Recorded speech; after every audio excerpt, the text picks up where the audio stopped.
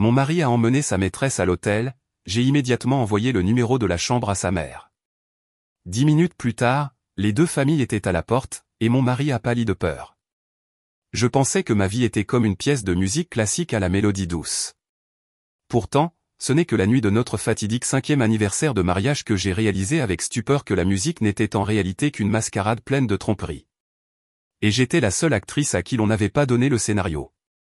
Cette nuit-là, lorsque j'ai envoyé un simple message texte, je ne savais pas qu'en 10 minutes, non seulement mon mariage, mais aussi l'honneur de deux familles serait réduit en cendres devant la porte d'une chambre d'hôtel. La douce mélodie d'un violon résonnant à travers le loft métropolitain, un restaurant sur le toit au-dessus des gratte-ciel de Midtown, n'atteignait pas du tout mon cœur. Devant moi, un dîner pour deux était parfaitement dressé. Un vase de roses rouges à longue tige, 2 verres à vin scintillant à la lueur des bougies, et un steak de premier choix encore fumant. Tout était parfait, à l'exception de l'absence d'une personne.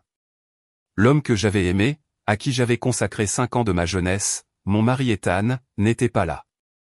Il m'avait parlé d'un voyage d'affaires urgent à Miami, d'un contrat important qui ne pouvait être reporté.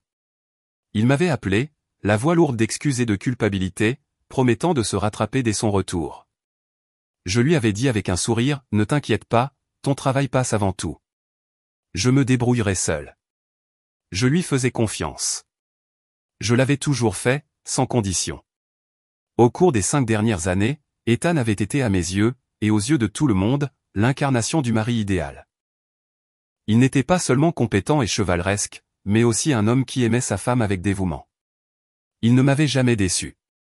Il soutenait chacune de mes décisions professionnelles et était devenu un havre de paix où je pouvais me détendre après une dure journée de travail. Je me considérais comme la femme la plus chanceuse du monde. J'ai légèrement levé mon verre à vin, prête à prendre une gorgée en solo pour commémorer ce jour spécial, bien qu'incomplet. À ce moment précis, le téléphone portable posé sur la table a vibré silencieusement. C'était un message de ma seule et unique meilleure amie, Sarah. Je pensais que ce serait juste un vœu d'anniversaire, alors je l'ai ouvert, mais ce n'était pas le cas. Mon cœur a coulé comme une pierre. Sur l'écran, il n'y avait pas de texte, mais une photographie, une image très nette. L'arrière-plan était le luxueux hall du Waldorf Astoria Residence, l'un des endroits les plus chers de la ville. Ce n'était certainement pas Miami, et le sujet de la photo, un homme dos à l'appareil photo, était reconnaissable à sa taille et à sa carrure. Le costume de créateur que je lui avais personnellement choisi la semaine dernière, était porté par mon mari, Ethan. Mais il n'était pas seul. Sa main, la même qui avait tenu la mienne en me chuchotant des promesses ce matin même, était enroulée autour de la taille d'une autre femme. Une jeune et belle femme portant une robe en soie émeraude que je me souvenais avoir vue dans un magazine de mode. Il se tenait très près, la tête de la femme reposant doucement sur son épaule. Dans la main d'Ethan se trouvait une carte clé d'hôtel, et elle souriait, d'un sourire radieux, triomphant et provocateur. Le monde autour de moi semblait se briser. Le son du violon, les rires des gens, le tintement des verres dans le restaurant. Tout est soudainement devenu lointain, bourdonnant comme venant d'un autre monde. Je n'entendais plus rien, seulement le bruit de mon cœur se brisant en 1000 morceaux. J'avais du mal à respirer. J'ai ressenti une douleur aiguë dans ma poitrine, comme si quelqu'un me poignardait avec quelque chose de pointu. Un voyage d'affaires à Miami, un contrat important. Tout n'était qu'un mensonge effronté. Il était ici même, à New York, entrant dans un hôtel 5 étoiles avec une autre femme. Et la nuit de notre 5e anniversaire de mariage, rien de moins. La douleur m'a frappé comme un tsunami, balayant toute ma rationalité. Des larmes chaudes et amères ont commencé à couler. Que avais-je fait de mal ? Au cours des 5 dernières années, je m'étais consacré corps et âme à ce mariage. J'avais même refusé une promotion pour diriger la succursale de San Francisco afin de passer plus de temps avec lui, et je lui avais fait confiance aveuglément. Et la récompense était cette trahison cruelle et dévastatrice. Mes mains tremblaient si fort que j'ai failli laisser tomber le téléphone. J'ai pris une profonde inspiration, essayant d'essuyer les larmes qui brouillaient ma vision. J'ai zoomé sur la photo pour regarder attentivement le visage de la femme, et alors une émotion encore plus terrible que la douleur m'a envahi. Je l'ai reconnue. Je l'avais vue en couverture d'un magazine financier. C'était Brooke Ashford, la belle-fille d'Eleanor Vance, la PDG de Vance Holdings. Oui, cette Madame Vance, connue dans le monde des affaires comme la « Dame de fer », célèbre pour sa rigueur et pour valoriser l'honneur de sa famille par-dessus tout. Brooke était mariée depuis 2 ans au fils unique de Madame Vance, Julian. La nouvelle de leur mariage avait fait la une des journaux à l'époque, et maintenant elle était là, dans les bras de mon mari, une femme mariée ayant une liaison avec un homme marié. Ce n'était plus un simple adultère. C'était une bombe qui pouvait détruire l'honneur de 2 familles. Et à cet instant précis, une idée froide et audacieuse m'a traversé l'esprit. La douleur en moi a soudainement disparu, remplacée par une fureur extrême et une détermination d'acier. Ethan, si tu voulais jouer gros, je jouerai avec toi aussi. Mais le perdant ne sera certainement pas moi. Mes mains ne tremblaient plus. Mes doigts se déplaçaient rapidement sur l'écran. Il n'a pas été difficile de trouver le contact personnel d'Eleanor Vance via mon réseau professionnel. J'ai pris une profonde inspiration, sentant ma poitrine se refroidir comme de la glace. J'ai ouvert la fenêtre de messages et j'ai écrit une ligne brève et polie, mais suffisante pour déclencher un tremblement de terre. Chère Madame Vance, bonsoir. Je suis Claire, la femme d'Ethan. Puis-je vous demander si votre belle-fille, Madame Brooke Ashford, est actuellement au Waldorf Astoria Résidence pour affaires? Je vous le demande car mon mari m'a également dit qu'il avait une réunion importante là-bas, dans la chambre 21109. Je voulais juste être sûr. Merci. J'ai relu le message. Un sourire amer a joué sur mes lèvres. Chambre 21109. Le numéro qu'un détective privé que j'avais secrètement engagé m'avait envoyé avec cette photo quelques instants auparavant. Il n'était pas nécessaire de faire une scène ou de débarquer sur les lieux. Pour quelqu'un comme Madame Vance, un petit doute, cette minuscule étincelle suffisait pour qu'elle brûle elle-même toute la forêt. J'ai appuyé sur le bouton d'envoi. Le message était parti. Maintenant, tout ce que j'avais à faire était de m'asseoir ici, de finir mon vin et d'attendre. Je savais, connaissant son caractère, que Madame Vance ne m'appellerait pas pour vérifier les faits. Elle irait là-bas en personne, et de sa résidence de l'Upper East Side au Waldorf Astoria Résidence, il fallait exactement 10 minutes. 10 minutes pour que la meilleure pièce commence. 10 minutes qui mettraient fin à tout. Chers auditeurs, comment ce drame va-t-il se dérouler? Quelle vérité cruelle attend derrière le rideau? Si cette histoire a touché votre cœur, n'oubliez pas de vous abonner à la chaîne et d'activer les notifications pour ne pas manquer le point culminant dramatique qui est encore à venir. Votre abonnement est un grand soutien pour nous permettre de continuer à raconter des histoires plus profondes et plus significatives. 10 minutes, un temps si court, et pourtant cela m'a semblé un siècle. Je suis resté immobile dans le fauteuil tapissé de velours rouge, le verre de vin toujours à la main. La lumière vacillante de la bougie projetait mon ombre sur le mur derrière, une ombre solitaire et désolée au milieu de cet espace luxueux et romantique. Je ne pleurais plus. Les larmes semblaient s'être taries et un vide terrifiant avait pris leur place. Dans mon esprit, seules des images du passé tourbillonnaient. Des fragments de doux souvenirs que, jusqu'à quelques minutes auparavant, je chérissais comme de l'or. Maintenant, ces souvenirs refaisaient surface comme un film au ralenti. Et chaque image était comme une lame coupant plus profondément mon cœur déjà brisé. Comment avais-je pu ne pas y croire? Comment avais-je pu être si aveugle? Au cours des 5 dernières années, Ethan avait construit un paradis parfait sans la moindre fissure. Un paradis où je pensais vivre pour toujours. Je me souviens encore très bien du jour de notre rencontre. C'était à la fête d'anniversaire d'un ami commun. À l'époque, j'étais une jeune diplômée, une assistante marketing junior timide et maladroite. Lui, en revanche, était déjà vice-président des ventes dans une grande entreprise, mûr, élégant et irrésistiblement charmant. C'est lui qui m'a abordé le premier, en me disant que j'avais un sourire captivant. Pendant toute cette nuit, malgré les nombreuses belles femmes qui nous entouraient, il n'a parlé qu'à moi. Il m'a parlé de ses rêves et de ses ambitions, des livres qu'il avait lus, des endroits où il avait voyagé. Il était intelligent, drôle et profond. Pour moi, qui ne connaissais que le travail, il a été le premier à me faire sentir à quel point le monde extérieur était vaste et intéressant. Cette nuit-là, il m'a raccompagné chez moi. Avant de me dire au revoir, il ne m'a pas directement demandé mon numéro de téléphone. Il a simplement souri et a dit « J'espère que j'aurai la chance de vous revoir ». Cette attitude délicate et sans hâte m'a complètement captivé. Et il a vraiment trouvé un moyen de me revoir. Il a découvert où je travaillais et m'a envoyé chaque jour un bouquet de roses, mes fleurs préférées, sans laisser de nom. Le 7e jour, il s'est présenté avec un bouquet encore plus grand et une carte manuscrite. 7 jours de cours. Me donnerez-vous une chance?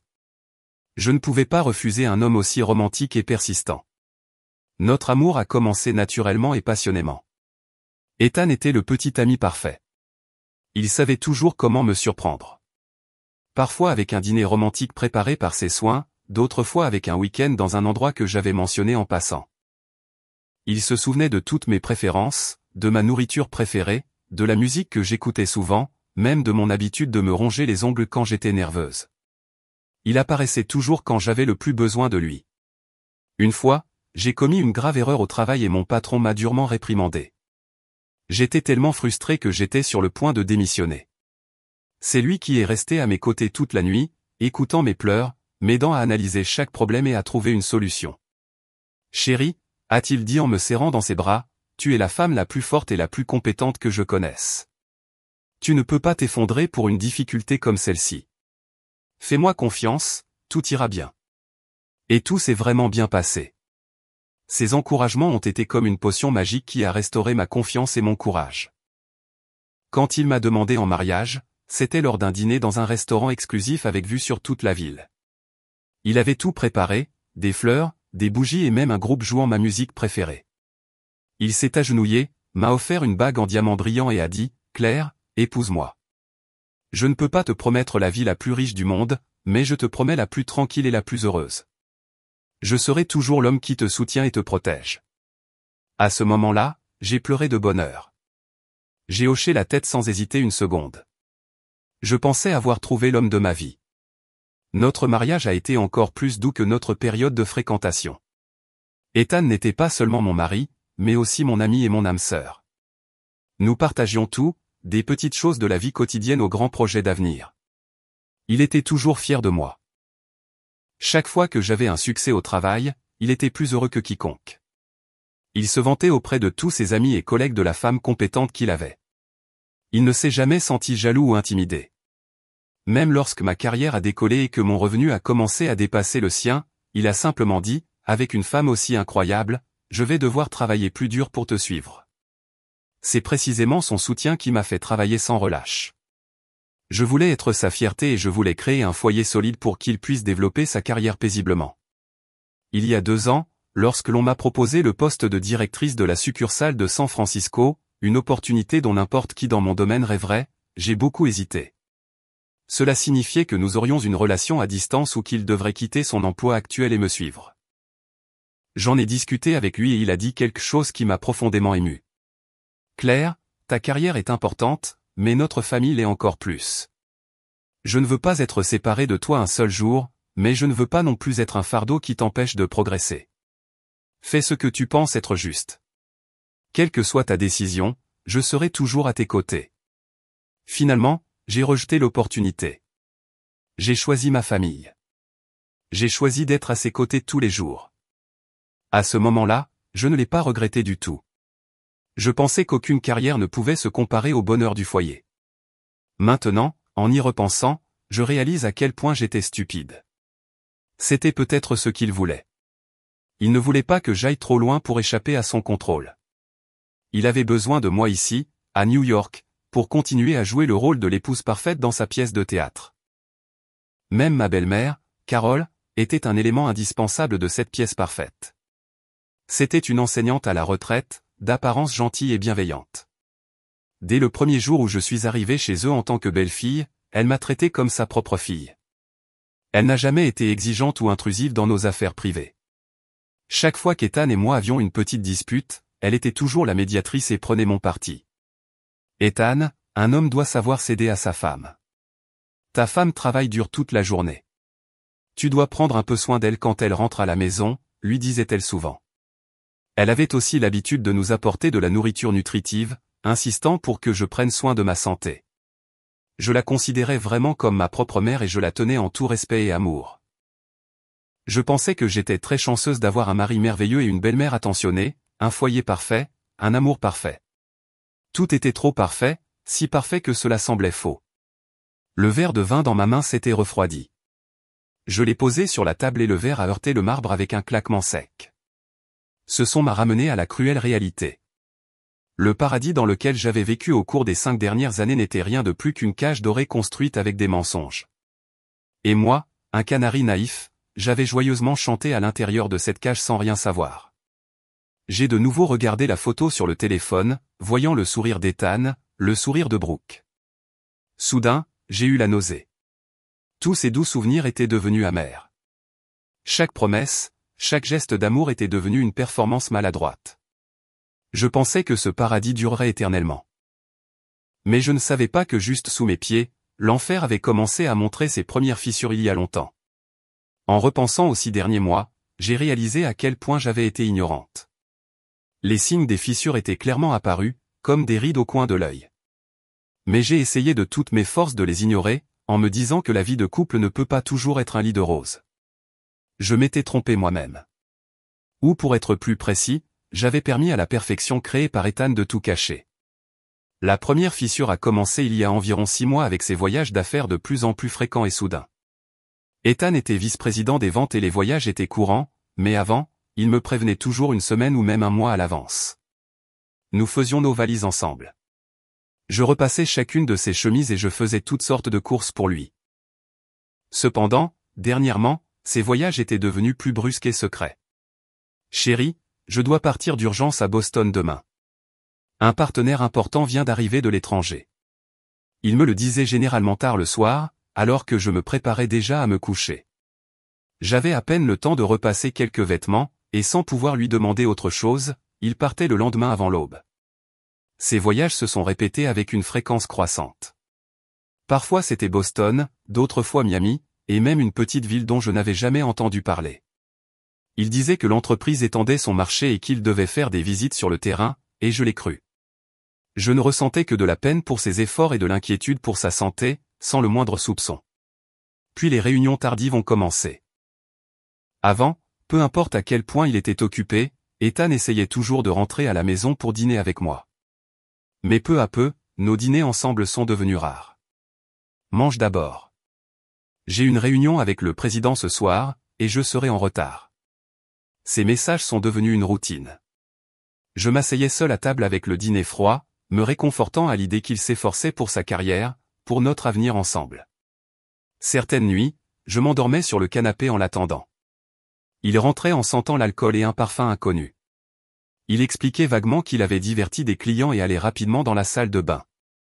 Je le grondais parfois pour avoir trop bu, lui disant de penser à sa santé. Il souriait simplement, me serrait dans ses bras et disait « C'est tout pour notre famille ».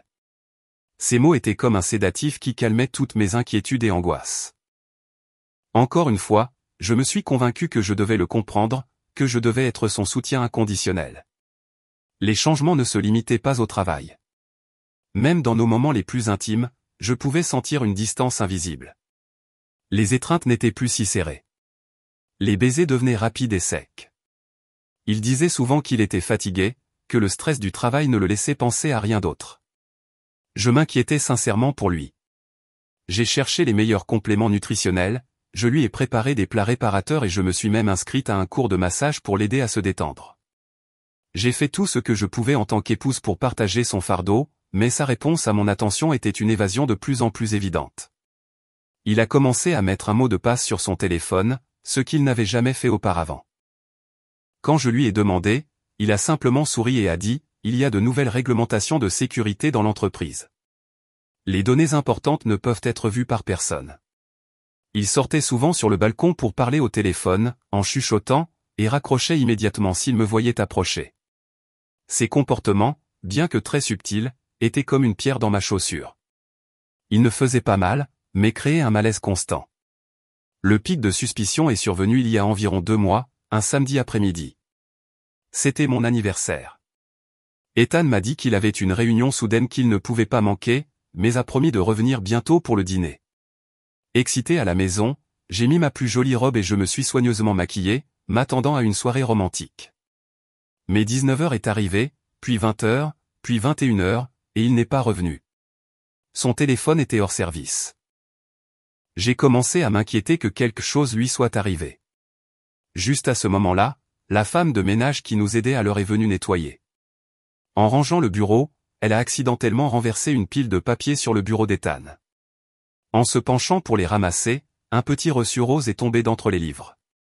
Elle n'y a pas prêté attention, mais je l'ai vu. Je l'ai ramassé et j'ai senti mon cœur s'arrêter. C'était un reçu de paiement d'une bijouterie de luxe. L'article était un collier de diamants d'une valeur de près de 250 000 $. La date de paiement était la veille. J'étais figé, le reçu tremblant de manière incontrôlable dans ma main. 250 000 $ n'était pas une petite somme, et demain c'était mon anniversaire. Il était clair que c'était un cadeau surprise qu'il m'avait préparé. Il avait menti en disant qu'il allait à une réunion juste pour aller le chercher. La culpabilité et le bonheur se sont mélangés en moi. Je l'avais mal jugé. J'ai rapidement remis le reçu à sa place. Je ne voulais pas lui gâcher la surprise. Je me suis senti mieux et j'ai continué à attendre. Mais 22 heures est arrivé, puis 23 heures, puis minuit, et il n'est pas revenu. Il est rentré presque à 1 heure du matin, complètement ivre et sans aucun cadeau dans les mains. Il a titubé jusqu'à la chambre, s'est effondré sur le lit et s'est endormi. Le lendemain matin, au réveil, il m'a serré dans ses bras et s'est constamment excusé. Il a dit que le client de la veille l'avait forcé à trop boire, et qu'il n'avait pas pu refuser. Il a promis de se rattraper avec un autre dîner merveilleux. Il n'a pas du tout mentionné le collier, et le jour de mon anniversaire, je n'ai rien reçu de plus qu'une excuse tardive. Où était passé ce collier? Cette question m'a hanté pendant des jours. J'ai cherché partout dans la maison, dans son bureau, mais je n'ai trouvé aucune trace. J'ai envisagé des centaines d'hypothèses. Peut-être qu'il l'avait rendu ou qu'il l'avait donné à quelqu'un d'autre. Non, ça ne pouvait pas être ça. Ethan n'était pas comme ça. J'ai essayé de chasser ces terribles pensées. J'ai essayé de lui faire confiance, mais la graine du doute, une fois plantée, germe en silence. Elle prend racine dans la partie la plus profonde du cœur et attend le jour pour pousser comme une mauvaise herbe vénéneuse. J'ai vécu les 2 mois suivants dans cette agonie. Je suis devenue plus sensible, plus observatrice. J'ai commencé à remarquer ses mensonges maladroits, les contradictions dans ses horaires. Mais chaque fois que j'essayais de le confronter, en voyant son sourire chaleureux et son regard affectueux, je ne pouvais pas le faire. J'avais peur. Peur que si je creusais plus profondément, je découvrirais une vérité que je ne pourrais pas supporter. J'ai opté pour le silence, pour croire au faux paradis qu'il avait peint. Jusqu'à ce soir, quand cette photo est arrivée, j'ai réalisé à quel point j'avais eu tort. Ce collier était probablement au cou de cette femme, sur Brooke Ashford, comme un trophée de guerre, comme une preuve se moquant de ma stupidité. Chers auditeurs, n'est-il pas vrai que lorsque nous sommes amoureux, nous nous couvrons souvent les yeux face à la vérité douloureuse? Si vous avez déjà ressenti la douleur de la confiance trahie, veuillez cliquer sur j'aime pour envoyer votre empathie et votre réconfort à notre protagoniste.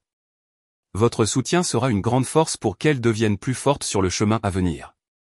Le reçu de 250 000 $ était comme un fantôme qui hantait mon esprit, ne me laissant aucun moment de paix. Il a transformé mon sommeil en cauchemar. Dans mes rêves, je voyais Ethan mettre ce collier à une autre femme. Une femme au visage flou que je ne pouvais pas reconnaître. Il riait et parlait joyeusement pendant que je les regardais depuis l'obscurité, de loin. Je me réveillais le dos trempé de sueur. À côté de moi, Ethan dormait encore profondément, avec une respiration régulière. En voyant son visage séduisant sous la lumière de la lampe, je me suis de nouveau demandé, cet homme me trompe-t-il vraiment? Ou est-ce que tout cela est dû au fait que je suis trop sensible et méfiante? J'ai passé une semaine le cœur brisé. Je suis devenu taciturne, souvent perdu dans mes pensées. Chaque fois qu'Ethan montrait de l'intérêt et me demandait ce qui n'allait pas, je me sentais confuse, ne sachant s'il fallait être heureuse ou prudente. Mon changement, bien sûr, n'est pas passé inaperçu de ma belle-mère, Carole. Un samedi après-midi, elle est rentrée à la maison avec une casserole de bouillon fait maison, disant que c'était pour que je me sente mieux. « Tu as l'air terrible ces derniers temps, Claire », a-t-elle dit en posant la casserole sur la table et en me regardant avec des yeux pleins d'inquiétude. « Quelque chose ne va pas? Dis-moi. » En voyant l'inquiétude sincère dans ses yeux, j'ai senti la barrière défensive que j'avais construite avec tant d'efforts s'effondrer instantanément. J'étais trop fatigué pour faire face à cette suspicion seule. Je voulais me confier à quelqu'un, demander conseil, et je pensais qu'il n'y avait personne de plus approprié que ma belle-mère. C'était la mère d'Ethan et elle le connaissait mieux que quiconque. Et en plus, en tant que femme, elle comprendrait mes sentiments. Je lui ai tiré une chaise pour qu'elle s'assoie et j'ai commencé à lui raconter avec hésitation l'histoire du reçu. Je n'ai pas exprimé mes soupçons directement. Je lui ai seulement dit que je l'avais vu par hasard et que, comme mon anniversaire était passé sans aucun cadeau, j'étais un peu curieuse. J'ai essayé de parler sur le ton le plus doux possible, comme s'il s'agissait d'une question anodine. Ma belle-mère a écouté patiemment sans m'interrompre. Il n'y avait aucune surprise sur son visage, seulement une profonde réflexion. Quand j'ai eu fini de parler, elle ne s'est pas précipitée pour me donner des conseils. Elle a simplement soupiré profondément et m'a pris la main. Ma chérie, depuis que tu es entrée dans notre maison, tu as beaucoup souffert. Ces paroles m'ont surprise et émue. C'était la première fois qu'elle reconnaissait que j'avais souffert. Je sais qu'Ethan est un bon garçon et qu'il aime sa femme, mais les hommes, ma chérie, ont parfois des idées que nous ne pouvons pas comprendre. Peut-être qu'il n'a pas acheté ce collier pour te le donner directement. Elle parlait d'une voix calme et mesurée. Pense-y. Son travail est vice-président des ventes. Il doit traiter avec toutes sortes de personnes. Dans les grandes relations d'affaires, les gens ne donnent pas seulement une bouteille de vin ou une boîte de biscuits. Parfois, un cadeau coûteux pour la femme d'un client peut rapporter un contrat valant des centaines, des milliers de fois plus. C'est un investissement, une façon de réseauter dans le monde des affaires. Si Ethan ne te l'a pas dit, c'est probablement pour que tu n'aies pas d'idées étranges, par peur que tu ne comprennes pas. Chacune de ces paroles était comme un courant d'eau fraîche éteignant lentement les flammes de la suspicion qui brûlaient dans mon cœur. C'était vrai. Pourquoi n'avais-je pas pensé à cette possibilité? Je travaille aussi dans le marketing. Je connais l'importance de nouer des relations. Un cadeau pour la femme d'un client semble un peu étrange, mais dans le monde complexe des affaires, tout peut arriver. Son explication était parfaitement raisonnable. Elle a résolu tous les doutes dans mon esprit. En me voyant me détendre, ma belle-mère a continué d'une voix encore plus douce. Je ne défends pas mon fils, mais à mon âge, je ne me trompe pas en jugeant les gens. Ethan t'aime vraiment. La façon dont il te regarde ne peut être cachée. Tu es une bonne épouse, intelligente, belle et capable. Il faudrait qu'il soit fou pour chercher une autre femme. Ne gâche pas ton mariage en soupçonnant des bêtises. Les hommes n'aiment vraiment pas que leur femme se méfie d'eux. Compris? Écoute-moi et fais comme si tu ne savais rien, et tu verras. Le moment venu, il s'expliquera lui-même ou t'apportera un cadeau encore plus précieux. Elle m'a même raconté une de ses propres histoires. Elle a dit, mon beau-père a aussi eu une période où il partait tôt et rentrait tard, et l'argent n'était pas clair où il allait. Elle a aussi soupçonné et souffert, mais à la fin, elle a choisi de croire. Plus tard, elle a découvert que son mari économisait en secret pour acheter un terrain et la surprendre. Parfois, le silence et la confiance d'une femme sont les armes les plus puissantes, ma chérie, a-t-elle conclu. Son histoire a été comme un puissant sédatif qui a complètement brisé toutes mes défenses. Je me suis sentie très honteuse. J'avais douté d'un bon mari comme Ethan et j'avais presque ruiné mon mariage heureux à cause de mes soupçons. J'avais eu très tort. J'ai regardé ma belle-mère et j'ai ressenti une gratitude qui venait du cœur. Maman, maintenant je comprends. Merci. Sans toi, je ne saurais pas quoi faire. Elle a souri gentiment et m'a caressé la tête comme un enfant. Idiote.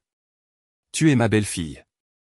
Si je ne prends pas soin de toi, de qui prendrai-je soin maintenant? Arrête de penser à des bêtises. Goûte le bouillon que je t'ai apporté. Je l'ai fait mijoter toute la matinée. Prends-le et retrouve tes forces pour être la fille belle et joyeuse que tu étais avant. Ethan s'inquiétera s'il te voit comme ça quand il rentrera. J'ai pris une cuillerée de bouillon chaud. La saveur douce et onctueuse des herbes et du poulet s'est répandue dans ma bouche. Mon cœur s'est réchauffé à nouveau. Tous les doutes, toutes les angoisses semblaient avoir disparu. Avec une belle-mère aussi attentionnée et compréhensive, de quoi d'autre pouvais-je m'inquiéter?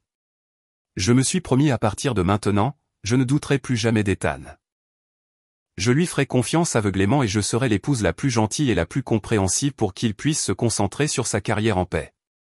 La performance de Carole m'a complètement convaincu, et j'ai éteint moi-même la dernière braise de prudence. Je ne savais pas que ce doux réconfort était en fait un poison, s'infiltrant lentement dans mon esprit, m'aveuglant pour que la chute, lorsque la vérité éclaterait, soit encore plus douloureuse. Le réconfort de ma belle-mère a été comme une averse d'été qui a nettoyé tous les nuages sombres de mon cœur. Je me sentais légère et paisible. Je me suis réprimandé d'être trop sensible et de mettre en danger mon mariage à cause d'un simple reçu. J'ai décidé d'oublier l'affaire et je suis redevenue l'épouse joyeuse qui faisait confiance à son mari. J'ai rangé la maison, j'ai mis des fleurs fraîches et j'ai préparé un magnifique dîner avec les plats préférés d'Ethan.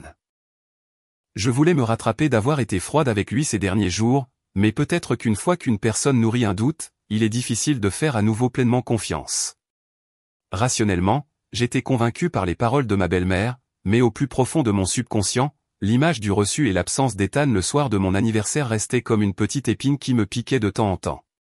Ce soir-là, Ethan est rentré à la maison. En voyant mon apparence radieuse et la table splendide, il a semblé très surpris. « Il s'est passé quelque chose de bien aujourd'hui, chérie », a-t-il dit doucement, en me serrant dans ses bras par derrière. J'ai fait demi-tour avec un large sourire. « Rien. J'ai juste senti que je ne t'avais pas bien traité ces derniers jours et je voulais me rattraper. » Nous avons dîné au milieu des rires et des conversations comme nous ne l'avions pas fait depuis longtemps. Mais au fur et à mesure que la nuit avançait et que nous étions seuls dans la chambre, la petite épine dans mon cœur a recommencé à grandir. J'étais dans ses bras, mais je ne pouvais pas m'endormir. La question du collier tournait dans ma tête. Devais-je lui demander? Ma belle-mère m'avait dit de garder le silence, mais je sentais que si je ne demandais pas, je ne serais jamais en paix. La curiosité et l'envie de connaître la vérité ont finalement gagné. J'ai légèrement bougé et j'ai levé la tête pour le regarder. « Ethan, puis-je te demander quelque chose, mais promets-moi de ne pas te fâcher ?» Il m'a caressé les cheveux et a dit doucement, « Qu'y a-t-il de si grave ?» Demande. « Quand est-ce que je me suis déjà fâché contre toi ?» J'ai hésité un instant puis j'ai rassemblé mon courage. Le jour de mon anniversaire, j'ai accidentellement vu un reçu d'achat de bijoux sur ton bureau. Dès que j'ai fini de parler, j'ai senti son corps se raidir légèrement. Bien que ce fût une réaction très subtile dans le silence de la nuit, je l'ai clairement remarqué, mais il a caché son émotion très rapidement. Il a laissé échapper un rire forcé, un rire teinté de nervosité. « Ah, tu l'as vu. Je l'avais si bien caché. Tu ne manques vraiment rien, » a-t-il dit sur un ton de reproche enjoué. « Alors, tu l'as vraiment acheté pour moi ?» ai-je demandé. L'espoir a rempli mon cœur. « Et pour qui d'autre serait-ce, idiote ?» Il m'a doucement pincé le nez. « Mais pourquoi ne me l'as-tu pas donné ce jour-là ?» Il a soupiré et a pris une expression triste. « Je voulais te faire une grande surprise. J'avais prévu de t'emmener dans un endroit spécial après un dîner romantique pour te donner le cadeau, mais soudain la réunion est arrivée et le client m'a retenu et m'a fait boire jusqu'à ce que je m'évanouisse. Quand je suis rentré à la maison, tu dormais déjà. » Il a fait une pause. « Le lendemain, quand je me suis réveillé, j'ai vu que tu n'étais pas de bonne humeur, et je me suis senti si coupable que j'ai pensé que ce cadeau n'avait plus de sens. J'allais trouver une autre bonne occasion de te le donner, mais tu m'as devancé. Tu as gâché la surprise. » Son explication semblait vraiment raisonnable, et tous les détails correspondaient parfaitement. Il a même exprimé de la déception et de la culpabilité sur son visage. J'ai commencé à penser que j'avais eu tort. « Je suis désolé », ai-je murmuré. « Je n'aurais pas dû douter de toi. » C'est bon. Il m'a serré plus fort dans ses bras. « C'est de ma faute de ne pas avoir été à tes côtés le jour de ton anniversaire, mais tu m'as déçu aussi. Pourquoi ne me fais-tu pas confiance? Au cours des 5 dernières années, ai-je fait quelque chose pour que tu doutes? » Sa question était comme un couteau planté dans la plaie. C'était vrai. Au cours des 5 dernières années, il ne m'avait jamais manqué, et j'avais douté de lui. J'avais eu très tort. J'ai fait une erreur. Ne sois plus en colère, d'accord? Ai-je dit en roucoulant, frottant ma tête contre sa poitrine. Ça n'arrivera plus. Je ne suis pas en colère, a-t-il dit d'une voix plus joyeuse. Mais comme tu m'as gâché la surprise, maintenant tu auras une punition. Il a commencé à me chatouiller, et je n'ai pas pu m'empêcher de rire. La chambre était de nouveau remplie de rire. Tous les doutes, toute la tension semblait se dissiper. J'ai complètement cru à sa performance, à son explication parfaite. Le lendemain matin, quand je me suis réveillé, Ethan était déjà parti travailler. Sur mon oreiller se trouvait une boîte en velours bleu foncé. J'ai ouvert la boîte avec enthousiasme et à l'intérieur se trouvait un collier de diamants brillants. C'était celui-là. À côté, une note manuscrite disait « Pour ma femme précieuse et méfiante, je t'aime ». J'ai mis le collier et j'ai souri joyeusement. Je me sentais comme une idiote. J'avais presque perdu mon bonheur à cause de mes propres imaginations. Je me suis promis que ce serait la dernière fois. À partir de maintenant, je ne laisserai plus jamais de stupides doutes affecter notre amour. Je ne savais pas que ce collier, ce cadeau surprise, n'était qu'un accessoire dans sa pièce de théâtre. Il ne l'avait pas préparé pour me le donner, mais pour gérer la situation au cas où je découvrirais quelque chose. Il avait tout anticipé. Il avait calculé chaque étape. Mon interrogatoire, loin de le démasquer, n'a servi qu'à consolider davantage ma confiance et à lui donner l'occasion d'approfondir son rôle de mari parfait. J'ai perdu. J'ai perdu de façon désastreuse dans le jeu que j'ai essayé de retourner, et cette magnifique tromperie m'a laissé complètement désarmé. Ainsi, lorsque la vérité, encore plus cruelle, a été révélée plus tard, je n'avais plus de force pour résister. J'ai marché plus loin dans le piège qu'il avait si soigneusement tendu, un piège doux mais mortel. Après l'interrogatoire manqué et le cadeau surprise d'Ethan, j'ai complètement écarté tous mes doutes. Notre vie a repris son cours doux, même avec plus de passion qu'auparavant. Ethan semblait se sentir coupable d'avoir manqué mon anniversaire. Il passait plus de temps avec moi, m'emmenant souvent dîner ou au cinéma. Il a volontairement réduit ses engagements sociaux et est rentré plus tôt à la maison. Moi, plongé dans le bonheur, je croyais que cette petite tempête avait encore plus renforcé notre amour. Je me suis vanté auprès de Sarah de mon mari attentionné et du collier de diamants brillants que je portais autour du cou. Elle n'a souri que d'un sourire un peu forcé, mais à l'époque, je ne l'ai pas remarqué. Si tu es heureuse, c'est ce qui compte. C'est tout ce qu'elle a dit. J'étais trop aveuglé par l'amour pour remarquer quoi que ce soit d'étrange dans l'attitude de mon ami. J'ai reconstruit un mur parfait autour de mon mariage, ne laissant aucune vérité y entrer. Mais la vérité finit toujours par éclater. La vérité, peu importe à quel point elle est cachée, trouve toujours un moyen de se manifester. Et généralement au moment où on s'y attend le moins. Environ un mois plus tard, mon entreprise a organisé un grand événement pour le lancement d'un nouveau produit. En tant que vice-présidente du marketing, j'en étais responsable. L'événement a été un énorme succès, attirant l'attention de nombreux médias et partenaires. Ensuite, nous avons organisé une fête dans un hôtel de luxe. Tout le monde portait joyeusement un toast. En discutant avec quelques collègues, j'ai accidentellement entendu la conversation d'une stagiaire nouvellement arrivée. La stagiaire se vantait avec enthousiasme auprès des gens d'une influenceuse de mode qu'elle admirait beaucoup. Connaissez-vous Brooke Ashford? Elle est magnifique, super intelligente et a un style incroyable. Le nom de Brooke Ashford m'a fait faire une pause. Il me disait quelque chose. N'est-ce pas la belle-fille de Vance Holdings? A demandé une autre personne. Oui, c'est elle, s'est exclamée la stagiaire. Elle s'est mariée l'année dernière. Son mari est un bel et riche héritier, une vie de rêve. Sérieusement, je suis son Instagram tous les jours. Elle publie toujours des photos de voyages de luxe et ne porte que des marques haut de gamme. Par curiosité, j'ai sorti mon téléphone et j'ai cherché Brooke Ashford sur Instagram, trouvant son profil personnel avec des centaines de milliers de followers. La photo de profil était la même que j'avais vue en couverture du magazine. Une femme belle et sexy. J'ai jeté un coup d'œil à ses publications.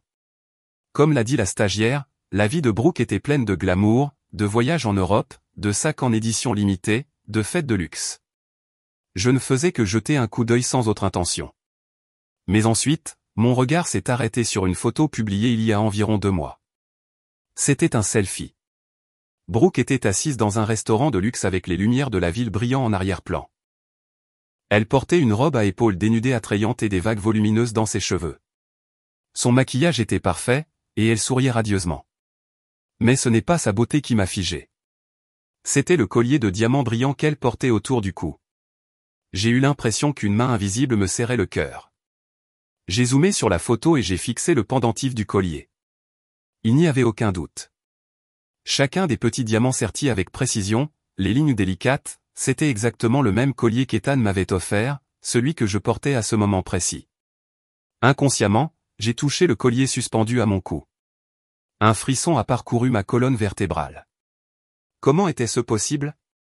Pourquoi avait-elle un collier identique au mien? Avec des mains tremblantes, j'ai cliqué sur la date de publication de la photo. 25 octobre, mon anniversaire. Le jour où Ethan m'a dit qu'il avait une réunion soudaine. Le jour où j'ai trouvé le reçu. J'ai eu le vertige. Toutes les pièces détachées se sont soudainement assemblées pour former une image complète, une image cruelle et implacable. La nuit de mon anniversaire, Ethan n'est allé à aucune réunion. Il était dans ce restaurant de luxe avec Brooke. Le collier qu'il a acheté n'était pas pour moi. C'était à l'origine pour elle. Son explication, sa performance repentante, tout n'était qu'un mensonge fabriqué après qu'il ait réalisé que j'avais trouvé le reçu. Ce collier que je porte maintenant est probablement une réplique identique qu'il a acheté à la hâte pour me faire taire et tout couvrir. J'ai senti une oppression dans ma poitrine et une gorge sèche. Je me suis rapidement levé et je me suis précipité aux toilettes. Je me suis aspergé d'eau froide sur le visage, essayant de me calmer, mais l'image du collier au cou de Brooke continuait de me tourmenter. Je me suis regardé dans le miroir. La femme que j'ai vue avait l'air vraiment pathétique. Visage pâle, yeux grands ouverts de terreur. Je portais aussi un collier de diamants autour du cou, mais ce n'était plus un symbole d'amour. C'était comme un carcan, la preuve de ma propre stupidité. J'ai commencé à rire, d'un rire amer et dément. Au final, je n'étais qu'un substitut, un remplacement. Il avait acheté mon silence avec un faux cadeau pour pouvoir continuer sa liaison. J'avais été complètement dupé. Je suis retourné à la fête, essayant d'agir normalement, mais mon esprit n'était plus là. Je ne pouvais pas m'empêcher de penser à Brooke et Ethan et à leur relation. Pourquoi Brooke, une femme qui avait tout? La célébrité, l'argent, un mari millionnaire. Pourquoi devait-elle être l'autre femme? Et Ethan, que gagnait-il de cette relation? Oser avoir une liaison avec la belle-fille de quelqu'un d'aussi puissant que Madame Vance, ne craignait-il pas les conséquences? 1000 questions se sont posées dans ma tête, et je savais que cette fois, je ne pouvais pas rester silencieuse. Je ne pouvais pas continuer à me tromper moi-même. Je devais découvrir la vérité. Je devais découvrir à tout prix ce qui se passait dans mon dos. La douce pièce de théâtre était sur le point de se terminer.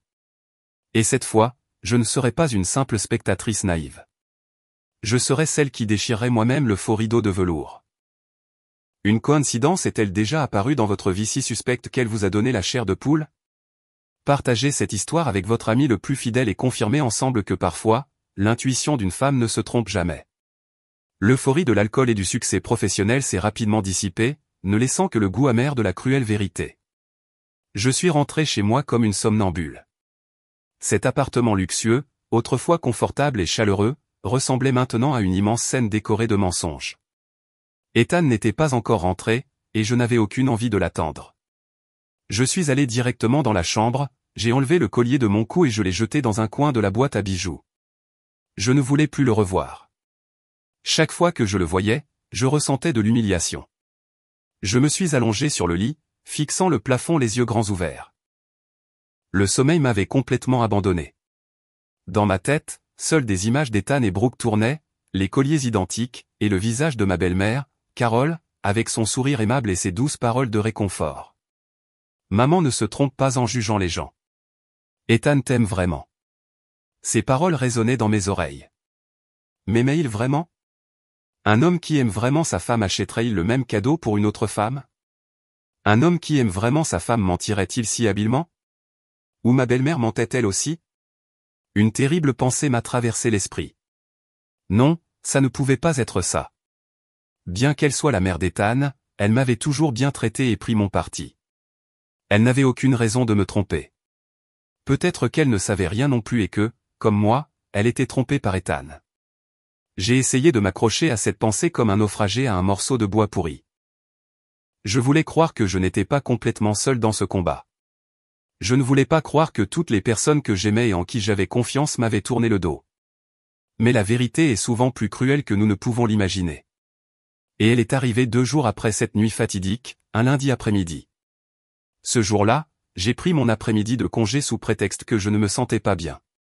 Je voulais être seul dans la tranquillité de ma maison pour mettre de l'ordre dans mes pensées confuses. Vers 15 heures, alors que j'essayais de lire un livre sur le balcon sans pouvoir me concentrer, on a sonné à la porte.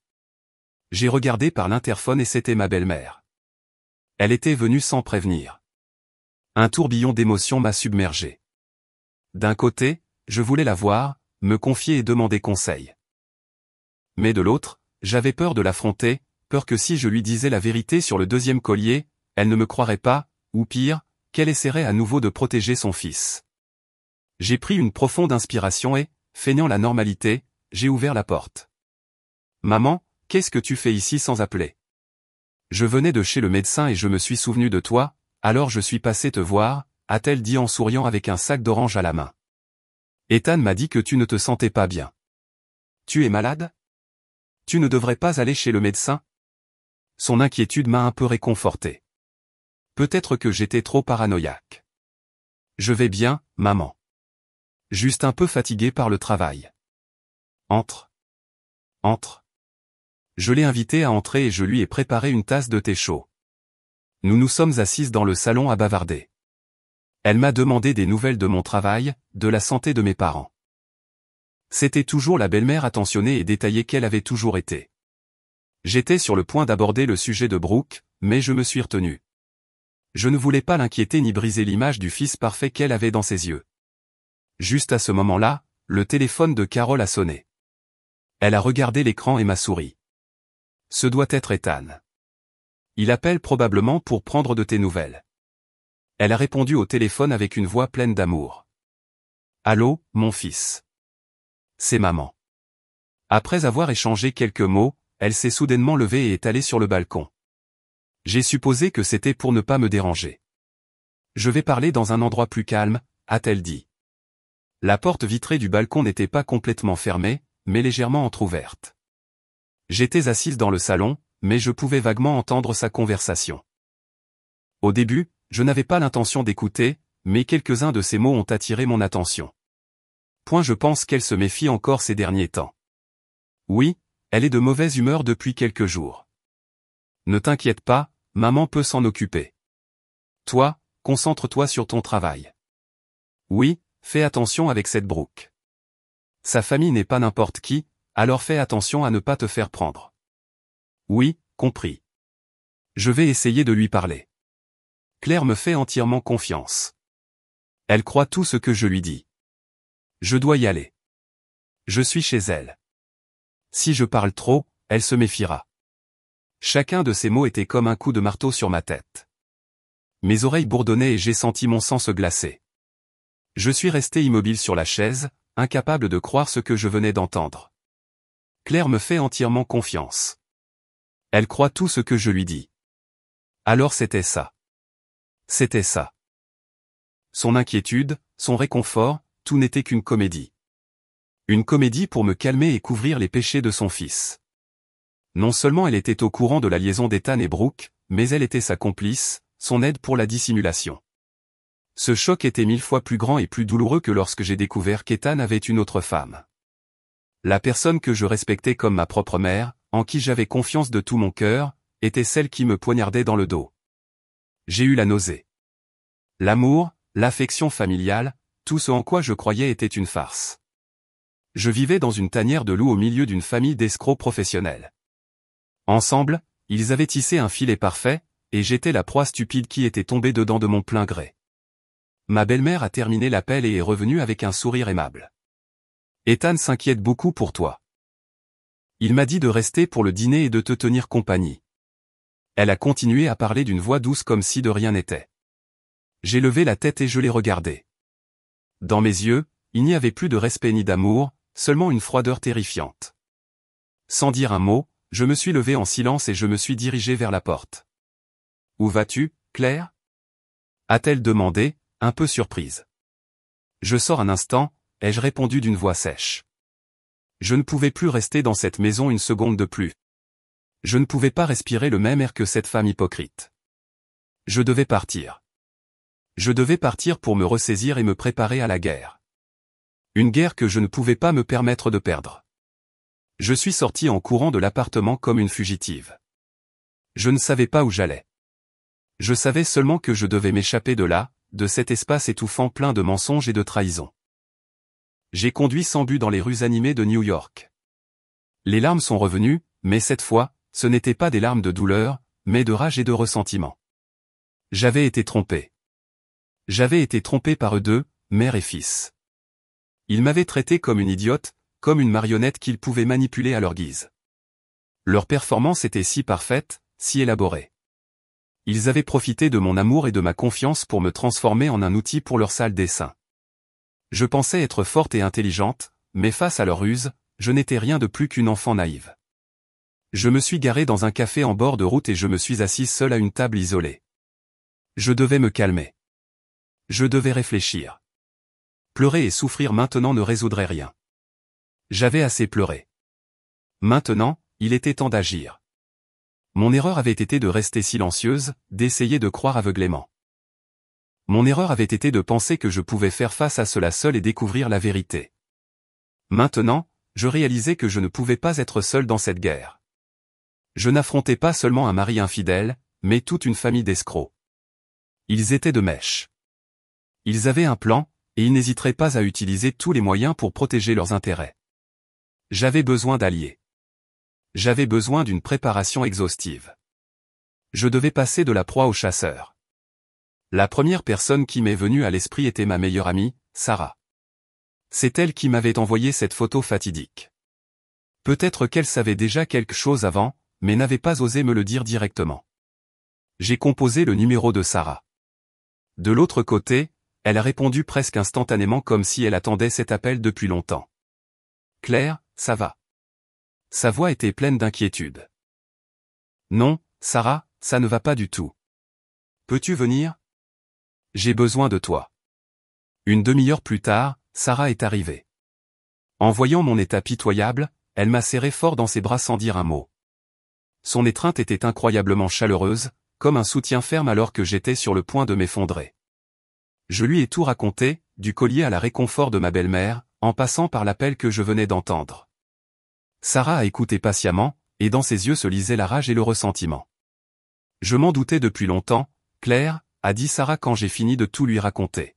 « Ton mari, Ethan, n'est pas aussi simple que tu le penses.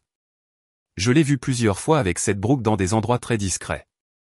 Je voulais te le dire, mais j'avais peur que tu ne me crois pas, que je brise ta famille. J'avais engagé un détective privé pour le suivre pendant une semaine. La photo de l'autre jour n'est qu'une petite partie. Sarah a ouvert son téléphone et m'a montré d'autres photos. Ethan et Brooke entrent main dans la main dans un hôtel, s'embrassant et se serrant dans une voiture. Chaque photo était comme un couteau s'enfonçant plus profondément dans mon cœur. Et ta belle-mère aussi, a continué Sarah. Elle me semblait aussi un peu étrange. Trop bonne, trop attentionnée pour être une vraie belle-mère. Je soupçonnais qu'elle jouait la comédie. Et maintenant, tout est clair. Ils sont complices. Alors, qu'est-ce que je fais maintenant, ai-je demandé, impuissante. Divorce de lui. Bien sûr, tu dois divorcer de lui, a dit Sarah fermement. Mais pas n'importe quel divorce. Tu t'es sacrifié pendant 5 ans. Tu ne peux pas partir les mains vides. Ils doivent payer pour ça, pour les mensonges, pour la trahison et pour tes larmes. Mais comment ? Je n'ai pas plus de preuves que ces quelques photos. Bien sûr que si, a ricané Sarah. Tu as oublié qui tu es. Tu es vice-présidente du marketing. Tu as un cerveau. Tu as des contacts. Et le plus important, tu m'as à tes côtés. Sarah m'a serré la main fort, m'encourageant. Écoute bien, Claire. À partir de maintenant, tu dois transformer la douleur en raison. Tu dois devenir plus froide et plus calculatrice qu'eux. Ils ne doivent pas savoir que tu as tout découvert. Tu dois continuer à jouer le rôle de l'épouse naïve et blessée. Plus tu auras l'air pitoyable, mieux ce sera. Pourquoi ? Je n'ai pas compris. Pour qu'ils baissent leur garde, a expliqué Sarah. Pendant ce temps, nous rassemblerons secrètement des preuves. Des preuves de l'infidélité d'Ethan, des preuves de la complicité de ta belle-mère, et peut-être même des preuves financières. Je ne pense pas que quelqu'un comme Ethan soit complètement clean dans son travail. Nous allons tout découvrir. Quand nous aurons suffisamment de preuves en main, nous porterons un coup fatal avant qu'il n'ait le temps de réagir. Le plan de Sarah semblait audacieux, mais très raisonnable. C'était vrai. Je ne pouvais pas continuer à agir comme une idiote. J'avais besoin d'un plan, d'une stratégie claire. Dans cette guerre, je ne voulais pas seulement un divorce. Je voulais la justice. Mais j'ai besoin d'un bon avocat, ai-je dit. Ne t'inquiète pas, a souri Sarah. J'ai un cousin, l'avocat Thompson, qui est spécialisé dans les cas de divorce compliqués. Il est très bon et très discret. Je vais te prendre un rendez-vous pour demain. Ce que tu dois faire maintenant, a dit Sarah en me regardant droit dans les yeux, c'est d'essuyer tes larmes, de rentrer à la maison et de commencer la performance de ta vie. Tu dois très bien jouer, Claire. Jouer jusqu'à ce que le rideau de velours de cette pièce tombe de ton côté. Les paroles de Sarah ont été comme un rayon de lumière éclairant le chemin sombre devant moi. Je ne me sentais plus impuissant tout seul. J'avais mon ami à mes côtés et un plan clair. La douleur brûlait encore faiblement dans ma poitrine, mais elle ne m'abattait plus. Elle s'était transformée en une flamme de rage et de détermination. J'agirais parfaitement, jouant le rôle de l'épouse trompée jusqu'à la fin. Et j'attendrai.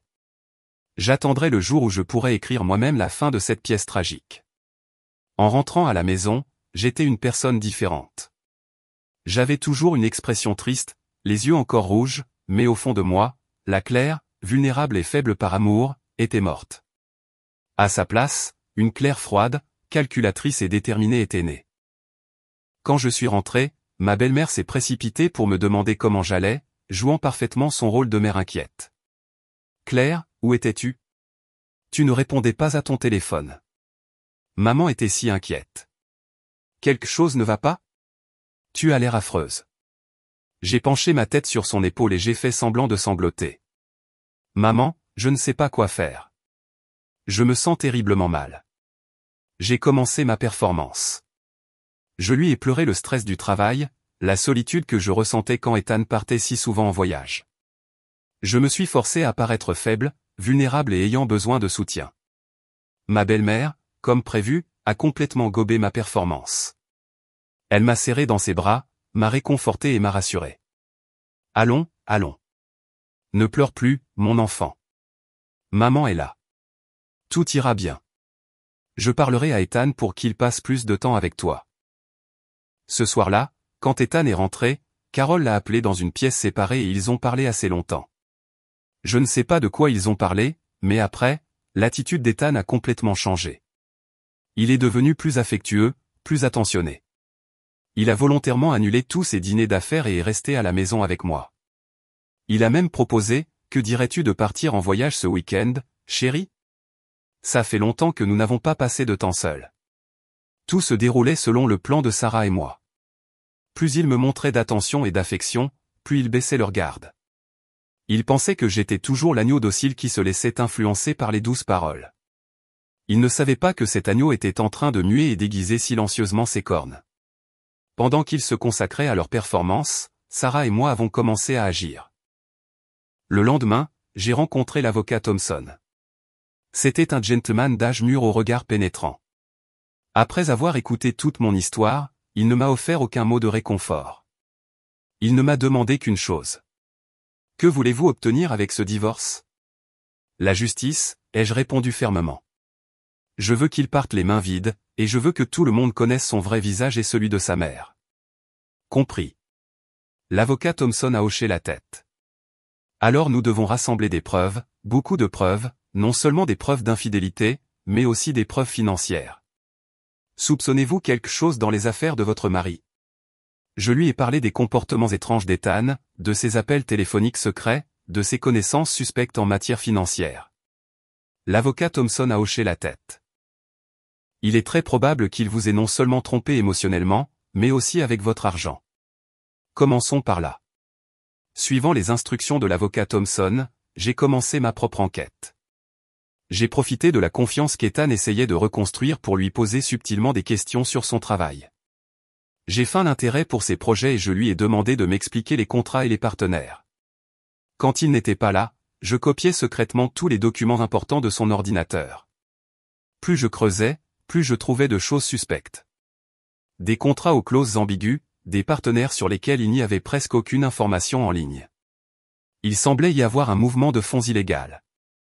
En même temps, Sarah ne se reposait pas.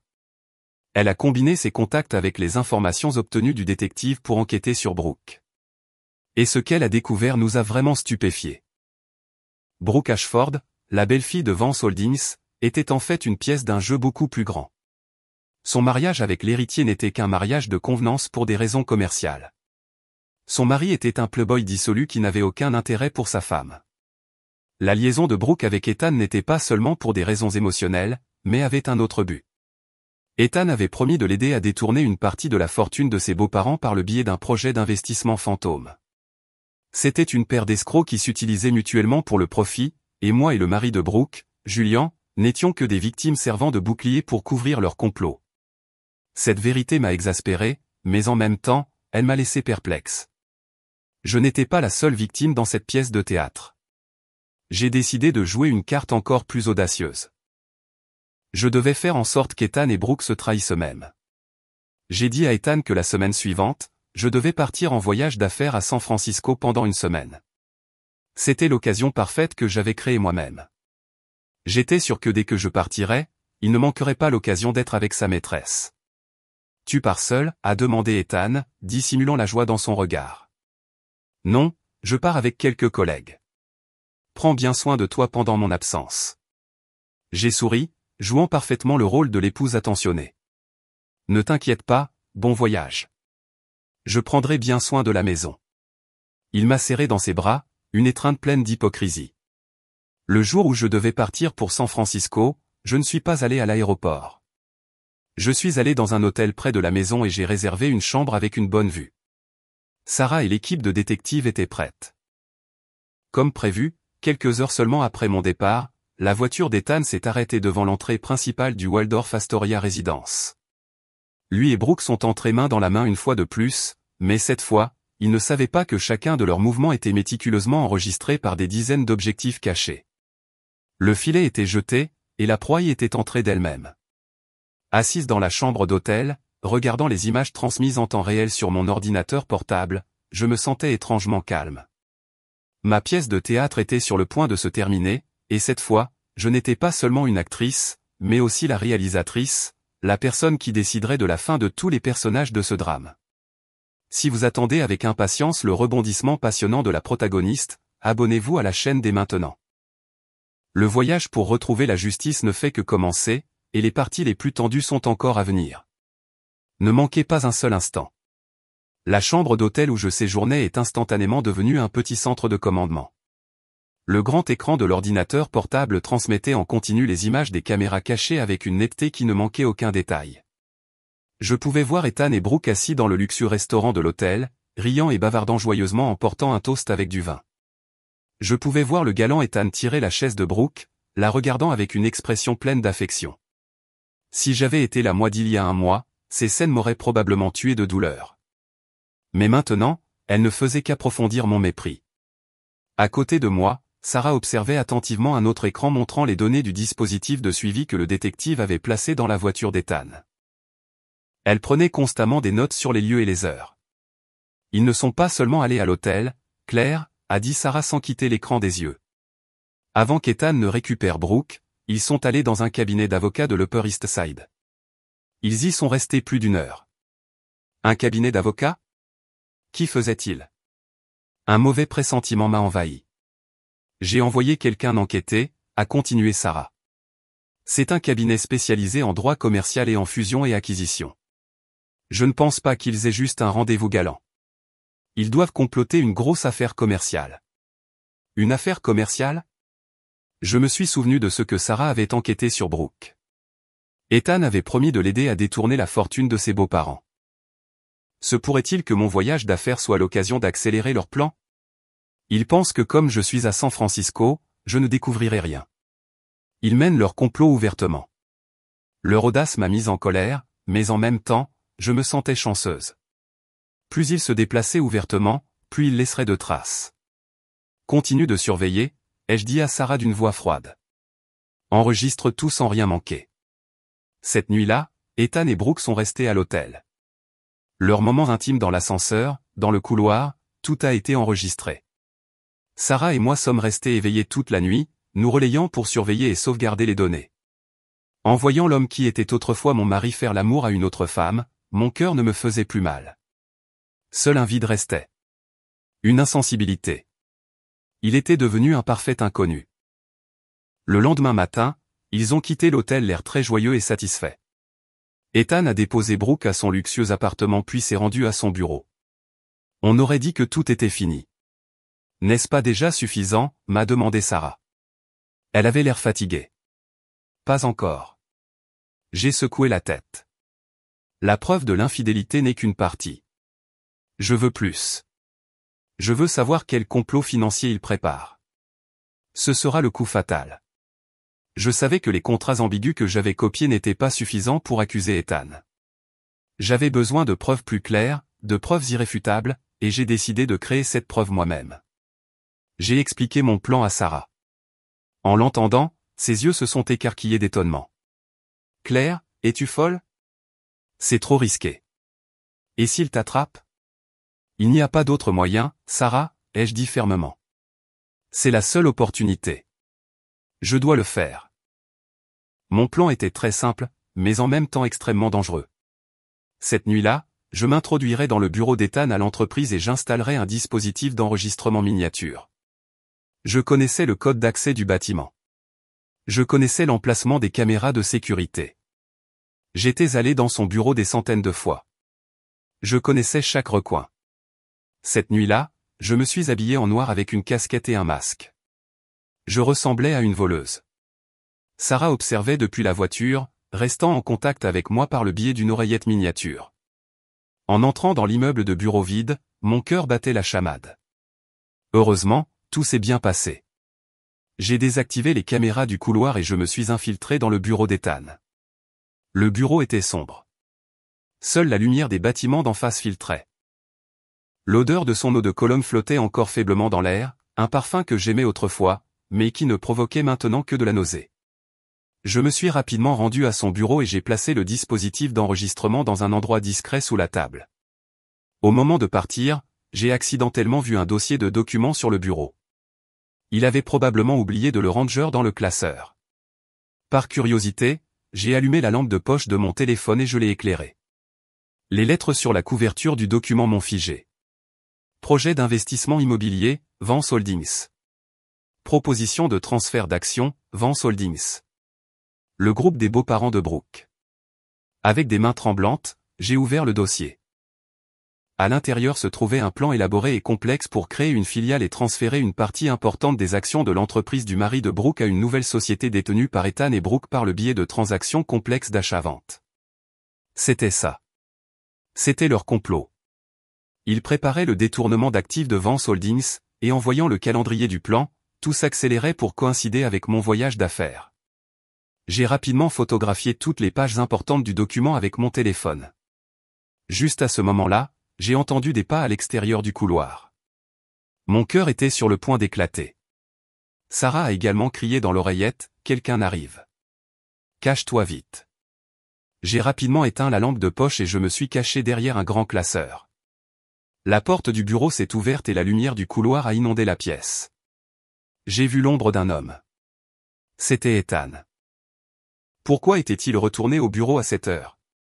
J'ai retenu mon souffle, immobile. Il est entré et a allumé la lumière. Il semblait chercher quelque chose. Il est allé directement au bureau et a pris le dossier que je venais de voir. J'ai crié intérieurement. C'est fini. Il va remarquer que le dossier a été déplacé. Mais non, il y a juste jeté un coup d'œil et l'a mis dans sa mallette. Il était probablement revenu pour ça. Il a éteint la lumière et a quitté le bureau. J'ai attendu que ses pas s'éloignent pour pouvoir respirer à nouveau. Je m'étais sauvé de justesse. J'ai quitté le bâtiment en tremblant et je suis retourné à la voiture où se trouvait Sarah. Elle m'a serré fort dans ses bras. Tu m'as presque fait faire une crise cardiaque. J'ai obtenu quelque chose de plus important que l'enregistreur, Sarah, ai-je dit, encore tremblante. Je lui ai montré les photos que je venais de prendre. Sarah a vu le plan et son visage a changé de couleur. Mon Dieu, ces gens allaient jusqu'au bout. Ce n'est plus seulement une question d'infidélité. C'est de la fraude organisée et du détournement d'actifs. Avec ces preuves, Ethan ne divorcera pas seulement les mains vides. Il pourrira en prison. J'ai regardé l'écran du téléphone, leur plan élaboré et cruel. Je ne savais pas qu'un si gros poisson tomberait dans mon filet. Maintenant, j'avais non seulement les preuves pour mettre fin à mon mariage, mais aussi une bombe qui pourrait complètement détruire la carrière et l'avenir d'Ethan et Brooke. J'ai souri, d'un sourire froid. Sur cet échiquier, la victoire était assurée. Après une semaine de mon prétendu voyage d'affaires à San Francisco, je suis rentré. Ethan est venu me chercher à l'aéroport avec un bouquet de mes fleurs préférées, délice blanc. Il m'a serré fort dans ses bras, jouant parfaitement le rôle du mari qui regrettait sa femme. Tu es enfin de retour. Tu m'as manqué. En voyant son sourire et son regard affectueux, je n'ai ressenti qu'un dégoût infini. J'ai répondu avec le sourire que j'avais répété d'innombrables fois devant le miroir. Toi aussi, tu m'as manqué. Notre pièce de théâtre a continué, mais cette fois, je savais que la fin était proche. J'ai feint la fatigue du voyage et j'ai dit que j'avais besoin de quelques jours pour me reposer. Pendant ce temps, l'avocat Thompson et moi avons finalisé toutes les dernières procédures. Toutes les preuves que j'avais rassemblées, les photos de l'infidélité, les fichiers audio et le plan de détournement d'actifs de Vance Holdings ont été organisés en un dossier parfait. L'avocat Thompson a dit, avec ces preuves, non seulement nous gagnerons le procès de divorce, mais nous pourrons également déposer une plainte pénale. Il n'aura aucune échappatoire. Je savais qu'il était temps de faire tomber le rideau, mais je ne voulais pas une fin simple. Je voulais une pièce mémorable avec tous les acteurs principaux présents. Et j'ai choisi la scène pour ma dernière performance, la même nuit où tout a commencé, la nuit de notre 5e anniversaire de mariage. Je suis revenu au présent, assise dans le restaurant métropolitain Loft. 10 minutes se sont écoulées depuis que j'ai envoyé le message à Madame Vance. Les 10 minutes les plus longues de ma vie. J'ai fait ma part. Maintenant, je ne suis qu'une spectatrice attendant de voir comment la pièce que j'ai moi-même dirigée se déroulera. J'ai fait signe au serveur pour l'addition. Je n'avais plus envie de rester assise là. Je voulais aller quelque part de plus près, un endroit d'où je pourrais être témoin de la tempête imminente. J'ai conduit jusqu'à un petit café en face du Waldorf Astoria Residence. J'ai choisi une place sur le balcon du 2e étage. D'ici, je pouvais voir tout le hall de l'hôtel. J'ai commandé une infusion de gingembre chaude, essayant de réchauffer mes mains glacées. Mon cœur battait la chamade. Je ressentais un mélange de nervosité et d'un peu de peur. Et si Madame Vance ne venait pas? Et si mon plan échouait? Mais alors, je l'ai vue. Une Rolls-Royce noire familière est entrée lentement dans l'entrée de l'hôtel. La portière s'est ouverte et une femme en tailleur de velours rouge foncé, rayonnant de pouvoir et de distinction, en est sortie. C'était Eleanor Vance. Elle n'était pas seule.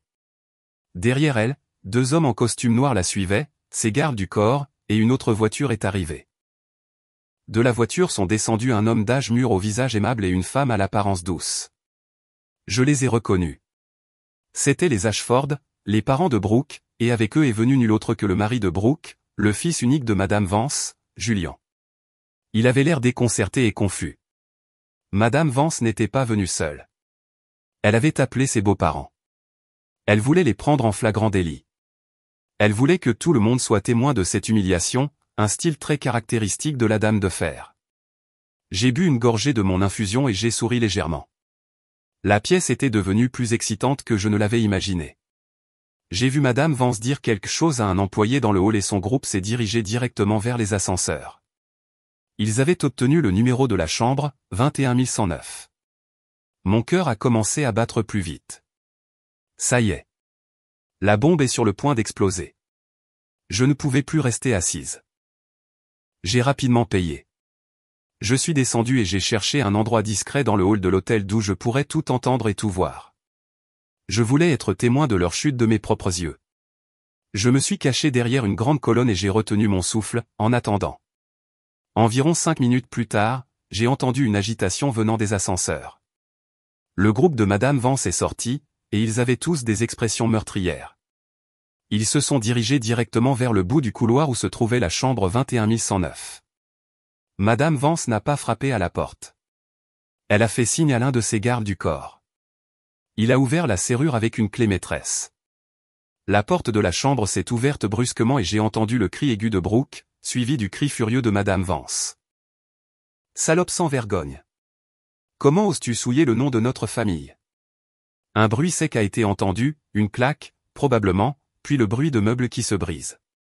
Les sanglots et les supplications de Brooke, le rugissement de son mari. Ethan, salaud. Comment oses-tu séduire ma femme? Tout est devenu un chaos. Les clients des chambres voisines ont commencé à entr'ouvrir légèrement leurs portes pour bavarder. Quelques gardes de sécurité de l'hôtel se sont précipités, mais en voyant la présence de Madame Vance, personne n'a osé intervenir. J'ai observé en silence à distance. Je n'ai ressenti aucune satisfaction, seulement un étrange vide. C'était la fin qu'il méritait. Mais en voyant le chaos, je me suis soudain senti fatigué. Je me suis retourné pour partir, mais alors j'ai entendu la voix d'Ethan. Une voix pleine de peur et de lâcheté. Ce n'est pas de ma faute. C'est elle. Elle m'a séduit. Je ne suis qu'une victime. Ces mots ont allumé la dernière étincelle en moi. Une victime. Il ose se qualifier de victime. Non, je ne peux pas partir. Cette pièce ne peut pas se terminer sans que mon personnage n'apparaisse. J'ai pris une profonde inspiration. Je suis sorti de ma cachette et j'ai marché directement vers la chambre 21109, où les portes de l'enfer s'ouvraient. J'ai marché dans le couloir de l'hôtel au tapis rouge. Chaque pas était ferme et déterminé. Le son de mes talons contre le sol résonnait, clac, clac. Comme si le marteau du destin frappait aux portes de leur enfer. Tous les yeux étaient tournés vers la chambre 21109, d'où sortaient constamment des cris, des insultes et des larmes. Personne n'a remarqué mon arrivée. Je suis passé à travers la foule curieuse, parmi les gardes de sécurité déconcertés et j'ai marché calmement. Je me suis arrêté juste sur le seuil où toute la tragédie se déroulait dans sa forme la plus crue. La scène à l'intérieur était beaucoup plus chaotique que je ne l'avais imaginé. Brooke, la femme sexy que j'avais vue sur Instagram, avait maintenant les cheveux en désordre. Sa robe en soie coûteuse était froissée, et sur une de ses joues se trouvait une marque rouge claire de 5 doigts. Elle était agenouillée aux pieds de Madame Vance, pleurant et suppliant. « Mère, pardonnez-moi. J'ai mal agi. Je sais que j'ai mal agi. » Madame Vance se tenait comme une statue de glace, aucune émotion sur son visage, mais ses yeux brûlaient des flammes de la fureur. Les parents de Brooke étaient dans un coin avec des visages pâles comme de la cire, n'osant pas lever la tête de honte. Le mari de Brooke, Julian, tenait Ethan par le cou et le poussait contre le mur. Son visage était rouge de colère. « Salaud.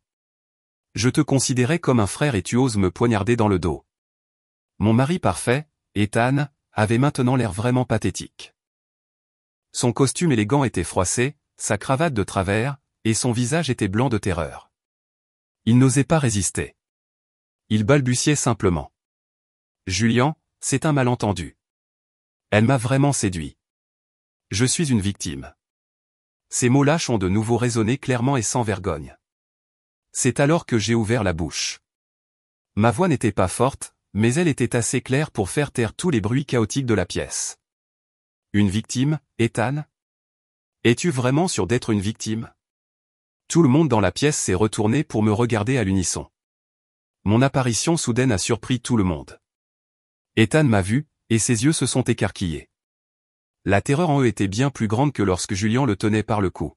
« Tu n'as jamais imaginé que je serais là, n'est-ce pas ?» a-t-il balbutié. « Claire, que fais-tu ici ?» Madame Vance m'a également vu et son regard perçant s'est rétréci pour m'examiner. Elle se demandait probablement qui j'étais et pourquoi j'étais apparu à ce moment-là. « Peu importe qui je suis, ai-je dit. » Mon regard est allé directement à Madame Vance puis est revenu sur Ethan. L'important est que je ne crois pas qu'Ethan soit une victime, car une victime n'aurait pas le temps de concocter un plan méticuleux pour détourner la richesse de 2 familles.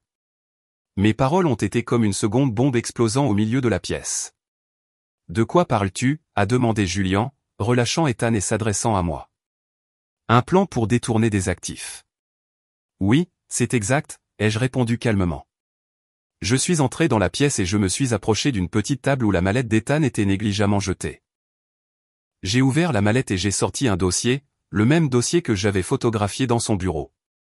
Je l'ai mis sur la table pour que tout le monde puisse le voir. C'est un plan détaillé pour créer une société écran et, par le biais de transactions complexes, détourner les actifs de Vance Holdings. Le but ultime était de transférer une quantité considérable d'actifs à une nouvelle société au nom d'Ethan et de la présente Brooke ici. Julian a arraché le dossier et l'a feuilleté page par page. Plus il lisait, plus son visage s'assombrissait. Les parents de Brooke se sont également précipités pour regarder. Ce n'étaient pas des imbéciles. Rien qu'en voyant ce plan détaillé, ils ont tout compris instantanément. Mon Dieu, c'était leur véritable objectif, s'est exclamée la mère de Brooke, horrifiée. Elle s'est tournée pour regarder sa fille. Dans ses yeux, il n'y avait plus de colère, mais une profonde déception. Ethan et Brooke étaient figés. Ils n'auraient jamais imaginé que leur plan le plus secret serait révélé si brusquement. Ethan m'a regardé. Dans ses yeux, il n'y avait plus de terreur, mais de la haine. C'était toi. Tout était de ta faute, a-t-il crié. Oui, c'était moi, ai-je dit, le regardant droit dans les yeux sans la moindre peur. Si je ne l'avais pas fait, comment tout le monde verrait-il ton vrai visage? Le visage d'un escroc, d'un serpent prêt à mordre ceux qui t'ont accueilli, en plus de trahir ta femme et ton ami. Je me suis tourné vers Madame Vance. Elle observait en silence jusqu'à présent, mais je savais qu'une tempête se préparait en elle. Madame, permettez-moi de me présenter. Je suis Claire, l'épouse légale d'Ethan. C'est moi qui vous ai envoyé le message ce soir. Je n'avais aucune intention de m'immiscer dans les affaires de votre famille. Je voulais juste que vous sachiez que la relation entre votre belle-fille et mon mari n'est pas un simple adultère. Ce sont des partenaires de crime. Toute la vérité était sortie. La pièce de théâtre était complètement terminée. Ethan et Brooke ne pouvaient plus le nier. Il avait essayé de jouer la victime, mais à la fin, c'est moi qui ai démasqué sa vraie nature de bourreau. Les portes de l'enfer s'étaient ouvertes, et il y était entré de son plein gré. En voyant le visage abasourdi et désespéré d'Ethan, je n'ai ressenti la moindre compassion. C'était la fin qu'il méritait. Mais je savais que l'histoire n'était pas encore terminée. Derrière cette trahison se cachait une autre personne, une personne qui avait aidé à tous ses péchés, et je n'allais pas laisser cette personne s'en tirer. Si vous croyez que cette révélation était assez choquante, vous vous trompez. Les vérités les plus terribles sont encore à venir. Laissez vos prédictions dans les commentaires sur qui pourrait être le dernier personnage mystérieux. Et n'oubliez pas de regarder le chapitre suivant. La luxueuse chambre d'hôtel ressemblait maintenant à une scène de crime. Tout le monde était sans voix face au fait que je venais de révéler. Le plan de détournement d'actifs reposait sur la table comme une accusation solennelle qui n'admettait aucune excuse. Ethan et Brooke se tenaient comme des accusés, attendant leur sentence. Leur visage était pâle comme de la cire, et leur ancienne confiance et arrogance avaient disparu, ne laissant que la peur et le désespoir. Julian, après avoir lu les documents, ne pouvait plus maintenir son sang-froid. Il n'a pas frappé Ethan à nouveau, mais s'est tourné vers sa femme. Dans ses yeux, il n'y avait plus de colère, mais un profond dégoût et mépris. Brooke, je n'aurais jamais pensé que tu étais ce genre de personne. Non seulement tu m'as trahi, mais tu as essayé de ruiner toute ma famille. Tu ne mérites pas d'être ma femme ni la belle-fille de ma famille, a-t-il dit d'une voix glaciale. Les parents de Brooke avaient tellement honte qu'ils ne pouvaient regarder personne. Ils baissaient simplement la tête et s'excusaient doucement auprès de Madame Vance et de sa famille. Mais Madame Vance ne les regardait même pas. Son regard de fer était maintenant fixé sur une personne, moi. Elle s'est approchée de moi. Son regard pénétrant semblait percer mon âme. Mademoiselle, vous êtes très intelligente et courageuse, a-t-elle dit d'une voix grave et contenue. Merci de nous avoir révélé la vérité. Ma famille vous est redevable. J'ai simplement hoché légèrement la tête. Je n'avais pas fait ça pour qu'on me soit redevable. Je l'avais fait pour moi-même. Mais j'ai une question, a continué Madame Vance. Pourquoi avez-vous agi maintenant? Avec ces preuves, vous auriez pu couler votre mari il y a longtemps. Sa question était celle que tout le monde dans la pièce voulait savoir. J'ai pris une profonde inspiration, je me suis tourné pour regarder Ethan, puis j'ai dirigé mon regard vers une autre femme qui tremblait, cachée près de la porte. C'était ma belle-mère, Carole. Elle était arrivée. Je suppose qu'Ethan l'avait appelée à l'aide. Parce que, ai-je commencé à dire, ma voix résonnant clairement dans le silence de la pièce, je n'avais pas seulement à l'affronter lui. Je devais aussi affronter la personne qui a couvert et consenti à tous ses péchés. J'ai levé la main et j'ai pointé directement ma belle-mère. C'est elle, ma belle-mère, Carole. Tous les yeux se sont tournés à nouveau vers Carole. Elle était abasourdie. Son visage est devenu pâle et elle a balbutié, « Claire, que dis-tu » ? Je ne sais rien. Tu ne sais rien ? Ai-je ricané, d'un rire plein d'amertume. Tu ne sais rien. Où es-tu la réalisatrice de cette pièce de théâtre ? Toujours en train de faire semblant d'être une belle-mère attentionnée et compréhensive, toujours du côté de la belle-fille contre ton fils, me conseillant de faire confiance à mon mari. Que les hommes ont des relations d'affaires compliquées, n'est-ce pas ? Je me suis approché d'elle, ma voix devenant de plus en plus sèche. Tu étais au courant de la relation d'Ethan et Brooke depuis longtemps, n'est-ce pas? Tu ne le savais pas seulement, tu l'as aidé à le cacher, à inventer des excuses. Tu m'as aidé à me calmer avec de douces paroles. Tu m'as transformé en une idiote, en une marionnette entre tes mains et celles de ton fils. C'est bien ça? Carole a reculé, un regard de terreur dans les yeux. Non, ce n'est pas comme ça. J'ai juste voulu protéger le bonheur de la famille. Protéger le bonheur de la famille? Ai-je crié. Pour la première fois, je n'ai pas pu contenir mes émotions. Un bonheur construit sur des mensonges et de la trahison. Tu appelles ça du bonheur? Tu as conspiré avec ton fils pour me tromper. Tu m'as regardé souffrir et agoniser dans mes doutes avec une totale indifférence. Tu savais tout. As-tu vraiment le droit d'être une mère? Carole n'a pas pu répondre. Elle a simplement secoué la tête et a commencé à pleurer. Ethan, voyant sa mère acculée, a couru pour intervenir. Claire, arrête. Maman n'est pas à blâmer. C'est de ma faute. Si tu as quelque chose à dire, dis-le-moi. Toi? Je l'ai regardé avec mépris. Tu n'as plus rien à dire, n'est-ce pas? Un lâche qui jusqu'au dernier moment essaie de se cacher derrière sa mère. Vous êtes une paire parfaite, mère et fils, l'un rusé, l'autre faible. Puisque vous avez créé cette pièce ensemble, maintenant affrontez la fin ensemble. Je me suis de nouveau tourné vers Madame Vance. Elle avait observé en silence notre drame familial. Madame, comprenez-vous maintenant pourquoi j'ai dû en arriver là? Je n'avais pas le choix. Si je ne m'étais pas sauvé moi-même, j'aurais probablement vécu le reste de ma vie dans leurs mensonges. Madame Vance a hoché la tête. Ses yeux étaient pleins de mépris pour Carole. Compris. Je ne savais pas que de telles personnes hypocrites et maléfiques existaient dans le monde. Elle a ordonné à son garde du corps d'appeler la police. Je vais porter plainte contre ces deux-là pour fraude et détournement d'actifs. Je ne resterai pas les bras croisés. En entendant le mot, police, mère et fils se sont complètement effondrés. Carole s'est affalée sur le sol, pleurant de manière incontrôlable. Ethan s'est agenouillé et a rampé vers moi, s'accrochant à ma jupe. Claire, s'il te plaît, pardonne-moi. Pardonne à ma mère et à moi. Juste cette fois, je ferai tout ce que tu veux. Je divorcerai de toi. Je te donnerai la moitié de mes biens, mais s'il te plaît, n'appelle pas la police. S'il te plaît. J'ai regardé l'homme agenouillé à mes pieds. L'homme que j'avais autrefois aimé de tout mon cœur. Je n'ai ressenti aucune émotion dans mon cœur. J'ai froidement repoussé sa main. Il est trop tard, Ethan. Le prix de la trahison n'est jamais bon marché. Je suis sorti sans me retourner. Derrière moi, les cris, les supplications et les sirènes de la police se sont mêlés, créant une musique chaotique qui marquait la fin d'une longue pièce pleine de mensonges. J'ai quitté l'hôtel et j'ai respiré profondément l'air frais de la nuit de Manhattan. Je l'avais fait. J'avais mis fin à la pièce de ma vie de mes propres mains. Tout était fini, et une nouvelle vie m'attendait. La tempête est passée, ne laissant que descendre. Le scandale au Waldorf Astoria Residence a été une bombe qui a explosé dans tous les médias et les réseaux sociaux.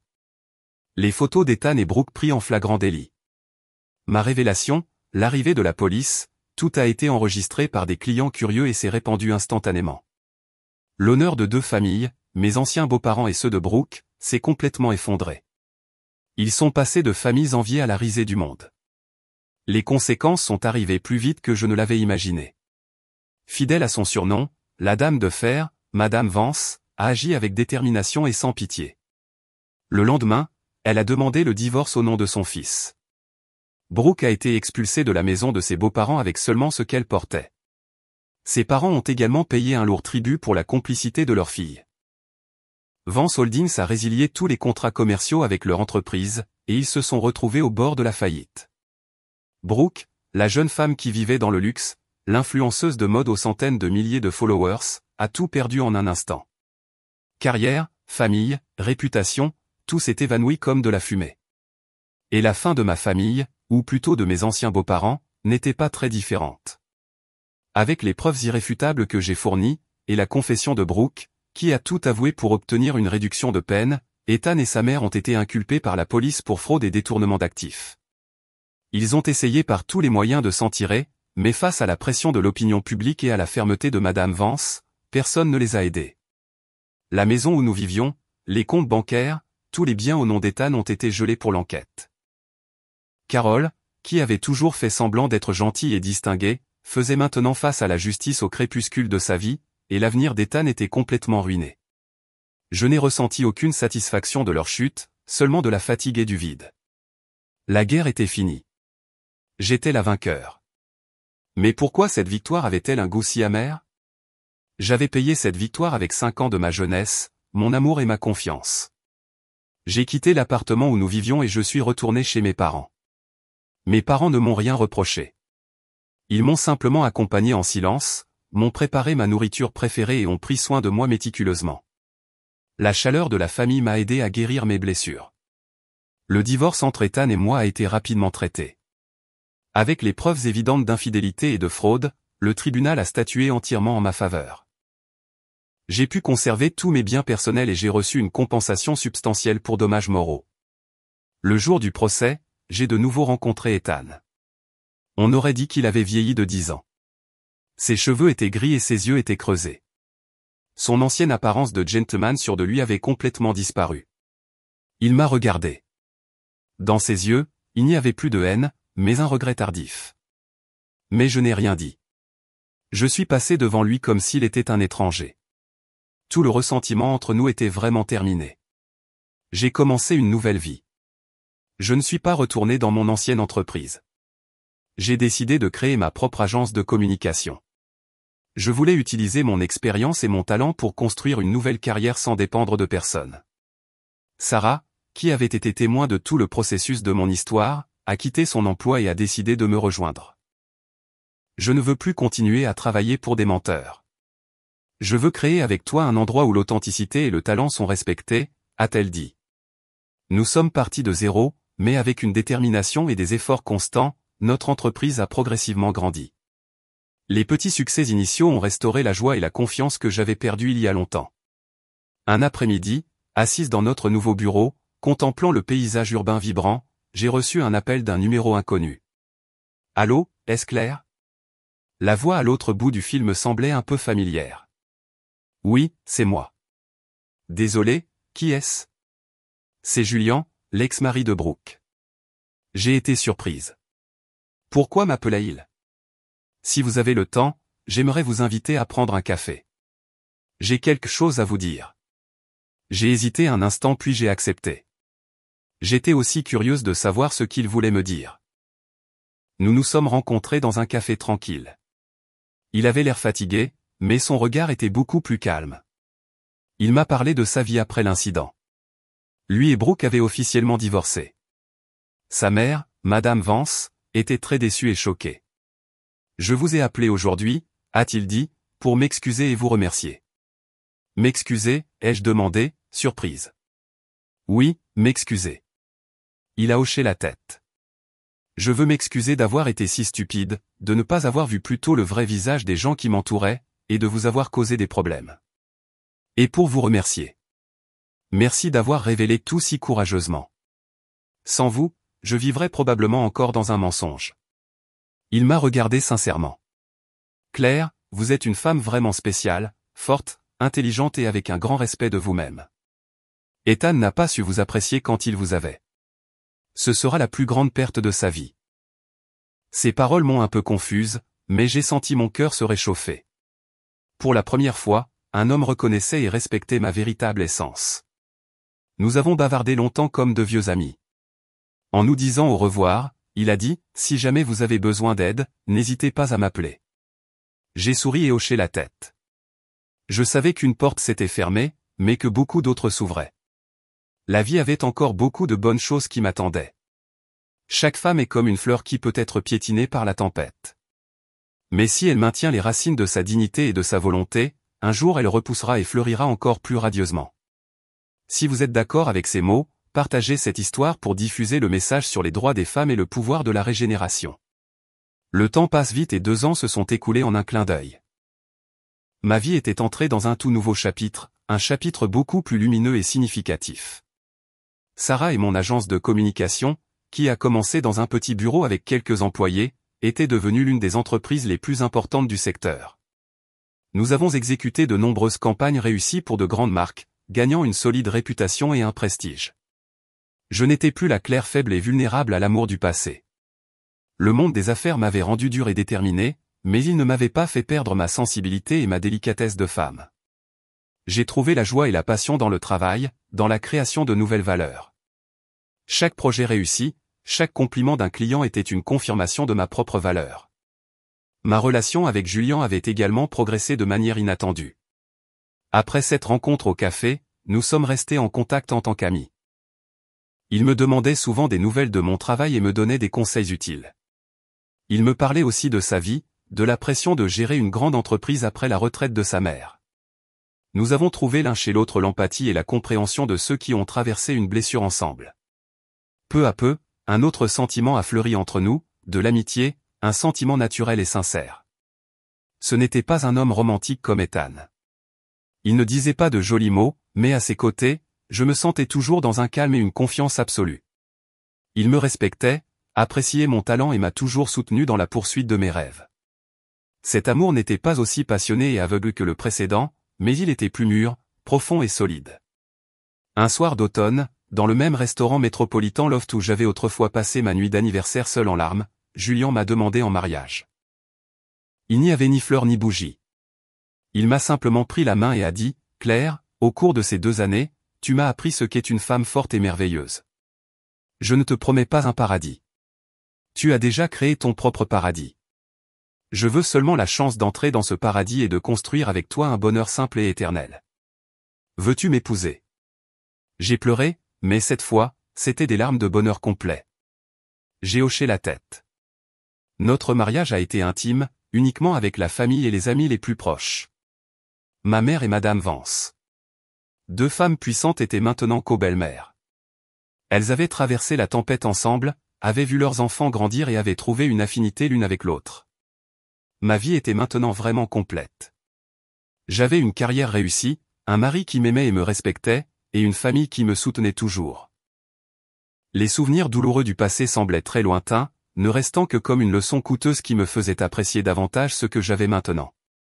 Parfois, j'entendais des nouvelles des gens du passé. Ethan, après être sorti de prison, n'a pas pu retrouver sa position. On dit qu'il vit une vie tranquille, difficile, pleine de regrets. Carole, j'ai entendu dire, avait beaucoup vieilli et était faible, vivant seule et isolée. On disait que Brooke avait déménagé dans une autre ville pour recommencer, mais personne ne savait exactement comment elle vivait. Je ne les détestais plus. Chacun doit assumer la responsabilité de ses propres décisions. Qui sème le vent récolte la tempête. C'est la loi la plus juste de la vie. Un dimanche matin, Julien et moi nous promenions ensemble à Central Park. Le soleil du matin était doux et l'air était frais. Il me tenait la main fermement. « À quoi penses-tu » Je pensais, lui ai-je souri. Comme la vie est curieuse. Elle m'a pris une chose, mais m'en a donné d'autres beaucoup plus précieuses. C'est vrai. J'ai perdu un faux mariage, mais je me suis retrouvé et j'ai trouvé le véritable amour et un bonheur complet. Mon histoire ne s'est pas terminée par une vengeance, mais par une régénération. Je suis sorti de l'obscurité pour entrer dans la lumière, et je sais qu'un long chemin plein de soleil et de fleurs m'attend. Je suis prête à écrire les prochains chapitres heureux et brillants de ma vie. Chers auditeurs, ainsi se termine le voyage de Claire. Nous avons voyagé avec elle aux extrêmes de l'émotion, du bonheur complet dans un faux paradis, à travers la douleur extrême lorsque le rideau de velours de la tromperie a été tiré, jusqu'à l'euphorie d'un rebondissement passionnant et enfin la découverte de la paix et de la régénération. Alors que la dernière histoire se termine, probablement dans le cœur de chacun de nous restent non seulement les échos de l'histoire de Claire, mais aussi des réflexions sur nos propres vies, nos relations et les valeurs que nous poursuivons. Cette histoire n'est pas simplement un drame sur l'infidélité et la vengeance. Elle contient un sens plus profond. C'est une leçon coûteuse sur la confiance, la valeur de l'estime de soi et la force extraordinaire qu'une femme peut déployer lorsqu'elle est acculée.